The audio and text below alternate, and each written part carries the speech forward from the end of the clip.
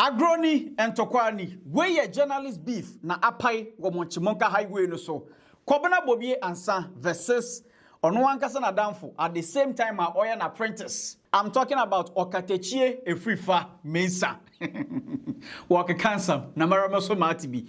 Sasona miracles Aboagye ebano ne asset EOCO efrizeno. Ladies and gentlemen, Blakk Rasta wako deep. Watch pictures, any videos all show. Hey, if you're not telling one tell it was go deep. Masrawa, so be share video we no be chrawa amam your comment section ho. Subscribe to Trends GH YouTube channel. Na turn the notification bell no on. Send ebeya me drop it update via wonsa ebe can be Trends GH your Facebook, Instagram, TikTok, and X. Bibia Trends GH and to follow here for latest updates. Now, young go deep. Okatakyie Afrifa Mensa one Kobana Bobie Ansah omo nyina no omo ye journalist na yade a Okatakyie Afrifa Mensa on wankasa no several times wachem say ne boss ene Kobana Bobie Ansah. In fact Kobana Bobie Ansah how oje microphone na okasa ene how oye ne journalism no eno na influence ono Okatakyie Afrifa Mensa ono so go into journalism. So for some time now Kobana Bobie Ansah any Okatakyie Afrifa Mensa ebusia ai beef koso omo akache Kobana Bobie Ansah otro ba kofa ha na Okatakyie Afrifa Mensa wa fire back Kobana Bobie Ansah sanya opportunity na wasan so atutu bi ama Okatakyie Afrifa Mensa impo eba no Okatakyie Afrifa Mensa na nsanya ne assault ho nsensem yi a eyade a Kobana Bobie Ansah ai obeto sakatwomhyios wo monchimonka highway no so enti enra ena Okatakyie Afrifa Mensa okopie mu wo losing TV a one Kwame Tanko etwetwe nkomo ena Kwame Tanko ode Kobana Bobie Ansah din eba conversation mu eho na Okatakyie Afrifa Mensa otutu bi ema Kobana Bobie Ansah Bobie Ansah wabodam woni nimisa wasema ade de asema Kobana nimisa woni Kobana de ya tese wona no na say mi say the video bi no kana adwen de chewa wonu se no bone no funny muka crowd we over the bar. They okay over the bar. Over the bar. Okay, so no. My senior brother and all the things I said about him, I just for the fun of it. Let me state this on record. Me ne kwa bena any problem here. Na ekwan fa so a obeka ye ono abeye video bi se mo pese me ni menua Okatakyie nkoko na mo mutu mo ne menua no mo ekoko ntokwa. Me hunu de ye 2 minutes. MC so cancer no mo yes so member appointment o mo de ne kwoto ba bi o be print paper printing press ono so no ope juicy position yes ope juicy position o akaka so no nua Okatakyie nko no odan ani no de ba me ma me pam but Kwamna still remains my godfather in the media because on the media here makono said what in a microphone that you'll be rolling the tongue the akasaniade. So regardless of all the nonsense he's saying about me, it will not change how I respect him or how much I love him. It won't change it. Okatakyie Afrifa Mensa in some way already to about Kobana Bobie Ansah say excuse my French wabodam say oil drugs na DNA and some can ya on so what ya was you and some kind ni na odi agro. But as some na kodu Kobana Bobie Ansah na kachia ono so wa responding to Okatakyie Afrifa Mensa and someone also can I tell him Commander na pasho we Okatakyie se what wait okay na devio akolawe mimi din odidi ho Kwame Infantile se enya boy na every before ko bo no aguna na Infantile no say aguna every before ko bo no wajimi that police boy kwasi asempa unim na asemo kai obi de sendemia omo se dey Bobie smoky no Okatakyie ucholu because me you videos achira enya fe ebe man perifo aka so meto na idea me David na o dey na unim I would prefer some smoke chance me comfort na krono dey say me nyina me fraud me ntimi nkobo nipa no nkogisi say me kwa kutubo hu abra me nya yo me ntimi nya fraud no ayi Kwame Afrifa jimi no me aketua kona se unim kona omo wo matchufo group bi o achemota o kodi o musika nkomo bu na kuno ebro nko ahụ ebro onam no ebro no mo bro ne saa ko we jimi we ka asema no ofiri one two ayi bawmiadin ayi achambi unu achambi unu mase obi oyi bi no ekọ nsani oh wisa no mo musa no akwasi awe oba ndisi mu odidi machi se kramanya ba oba ndisi mu oba join in ye your friends here demonstrations of joining here then you need to attend nyina pictures go kwasi boy we nipa uban so be see free MPP mu akoba bi fa mo makobo no pe we see ajimi afa no wetimi otunufu awot obe free MPP mu akoba bi am yem makobo no pe enche obeji akọ afranfra to ombekọ akobo no ofuru ohunu de onya no wo wiase o onenam sa oya headless kwasi we na we jimi we me what did me din ho akola ma hwe wa so nsa ya what did you wo ho anti wo enese o se wa baso na obedi akonkosam afo kwasi ampani we go ba me na ma ya mfa kwasi afo se din mamele we mi hia no obi asenya hwe ye were kafra jimi jana kwasi awe ya so ne boy be friend tango aso ai kola we no mni ya no okumase. Away from beef, yanko piemu were Miracles Aboagye na kache because all eyes on Miracles.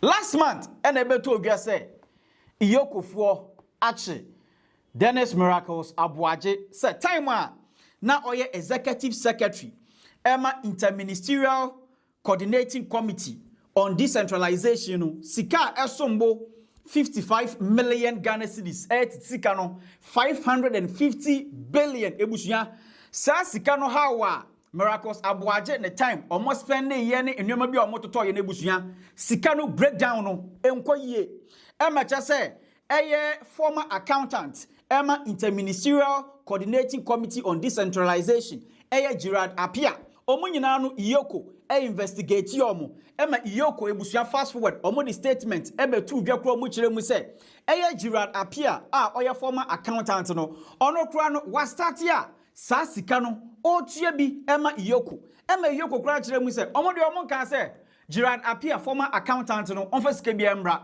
eno no enya de a stop yomo wo investigations any office court omo be ko no kianake investigations na there ebe koso a mbugo kopie mu e wo court fast forward ena EOCO granted Dennis Miracles Aboagye 50 million Ghana cedis bail na wo bakaya Miracles Aboagye na saka bail no wie ya no ena Miracles Aboagye okotena Asempa FM obi ni show so Miracles Aboagye kire mu say that arrest no so muka say omo interrogate no on 55 million Ghana cedis ensensem bia anya no kre obi bia ni ho metre EOCO for embisa ono Miracles Aboagye questions bia about that alleged 55 million Ghana cedis ho essensam no and a deputy attorney general Dr.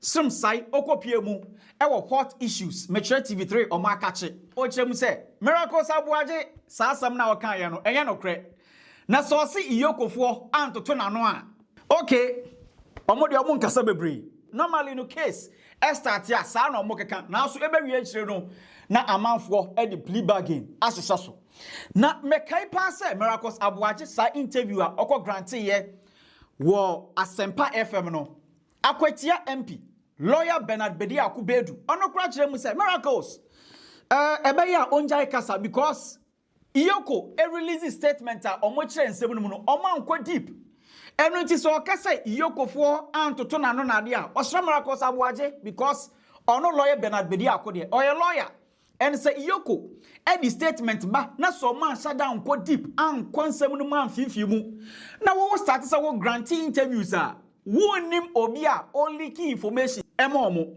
and the mo a wo kasa no eba ha wan kasa e wo court ho eno na yenka bi hyemu enra EOCO omukopie mu high court a omo de omo chirem say eba no investigations na de na omo ye on Miracles Aboagye a ebe hia say ne bank account court no bama kwan no mo be freeze eye Miracles Aboagye properties bi efie bi so a osisi ye within a short time bi a e was a court ema kwan na sa properties no so ebusua omo freeze eno na high court omo chirem say EOCO maka na sa de a mate eno nti mama mo that order no say mo freeze Miracles Aboagye ne bank account mako 5 omu freeze ni nyina afi so Miracles Aboagye or 7-bedroom residential property ewo Latte omu freeze. Apart from that, no, Miracles Aboagye or sign 2-bedroom residential property ewo Spinters and also omu freeze. Enya no pe Miracles Aboagye or sign residential apartments ewo Ajerenkano eho no na enumpo de Blakk Rasta obechire mu deep. Enya no pe Miracles Aboagye or sign 15 acres of land ewo Latte ni nyina no mu freeze.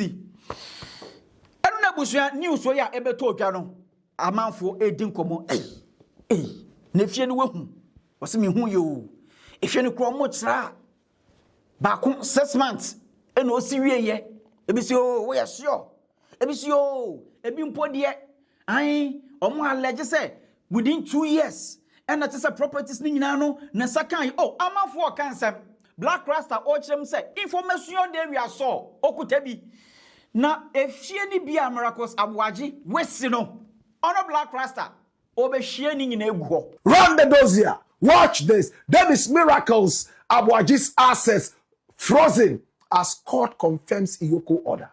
Jesus have mercy. We have the exclusives right here. And I'm glad to be the bearer of this news. Now, Miracles Aboagye has houses right there at Ajingano. How many of them? 1, 2, and a third one. He has 3 houses at Ajingano. Look at the house. 3. Look at where they are sitting. This is what is called a secret roof. This is a mansion. He built this, my brother, my sister, in less than 6 months.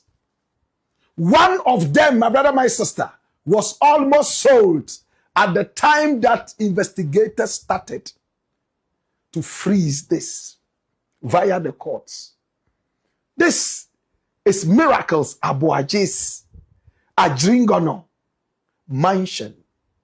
And this is next to Jerry John Rawlings' house right there inside Ajingano. It's a top-class area in Accra. 3 of them. And that's what you see.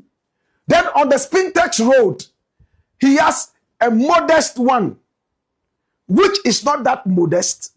It is hot. On the Spintex Road, my brother, my sister, right here in Accra, this is that house. Spintex Road. This is the house. That is Miracles Aboagye. Politician. 2 years in the office of the president, in that outfit known as the interministerial whatever on decentralization. He built this. As if that was not enough. He has a mansion sitting right there inside his hometown in Latte. That's the mansion. Hey, if you look at it like this, you wouldn't appreciate it so much. You know, some of these people, they like to be on the hill and smell good air so they can look down on all of us who are the grassroots. They call us the grassroots, not for fun. They know what it means. My brother, my sister, anytime they spit, it lands on our heads. No wonder a lot of us are bald-headed. It's the toxic nature, the acid nature of their spit. This is the mansion. Can I take you inside the mansion? Are you ready? Look at it. This is the mansion. Look at it. Look at the floor. Look at the finishing. Jesus have mercy. Look at the walls. Look at the flowers. My God have mercy. And look at it. This is Miracles Aboagye's Latte house. And look at where it is situated. My God have mercy. That is not all. Watch this. Look at the wall finishing. Look at the things on the wall. Now you ask him, what kind of work has he really done to be able to get this? He has a few companies. My brother, I do not want to go too much into where I am not supposed to go.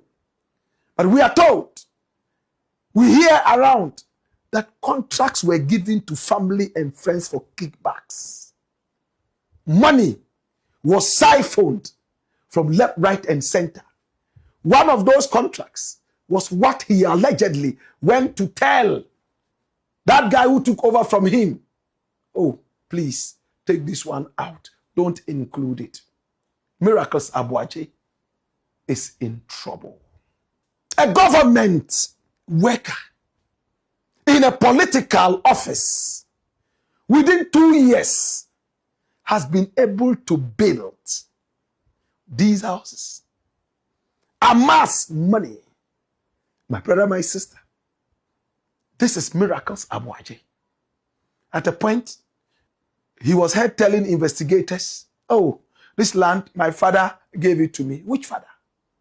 Abba Papa. Oh, this land, my father gave it to me, you know.